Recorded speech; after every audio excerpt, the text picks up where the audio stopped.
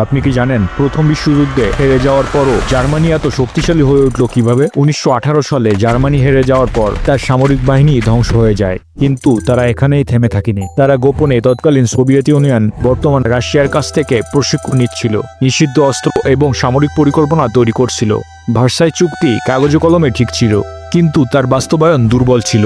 1933 সালে নাৎসিরা যখন ক্ষমতা দখল করে, তখন তারা ইতিহাসের সর্বশ্রেষ্ঠ কর্মসংস্থান কর্মসূচি চালু করে। কিন্তু আসলে এটি ছিল কেবল ছদ্মবেশী পুনঃসর্জন।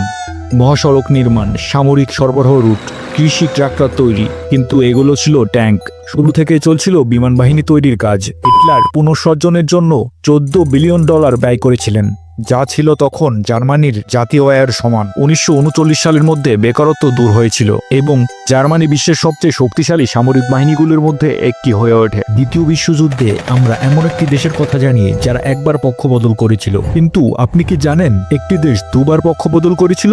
1941 সালে বুলগেরিয়া অক্ষশক্তিতে যোগ দিয়েছিল, কিন্তু তারা সোভিয়েতদের বিরুদ্ধেও সৈন্য পাঠাতে অস্বীকৃতি জানিয়েছিল, যদিও তারা জার্মানদের তাদের অঞ্চল ব্যবহার করতে দিয়েছিল। 1943 সালে বুলগেরিয়ার রাজা তৃতীয় বরিস হিটলারের সাথে দেখা করার কিছুদিন পর রহস্যজনকভাবে মারা যান। 1944 সালের মধ্যে সোভিয়েতরা বুলগেরিয়ার সীমান্তে এসে পৌঁছায়, তাই তারা আতঙ্কিত হয়ে জার্মানিদের বিরুদ্ধে যুদ্ধ ঘোষণা করেছিল। এর অর্থ হলো বুলগেরিয়া একই সাথে জার্মানি এবং মিত্রদের সাথে যুদ্ধে লিপ্ত ছিল। এত কিছুর পরেও তাদের কখনো আক্রমণ করা হয়নি এবং তাদের সীমান্ত প্রায় অক্ষত ছিল।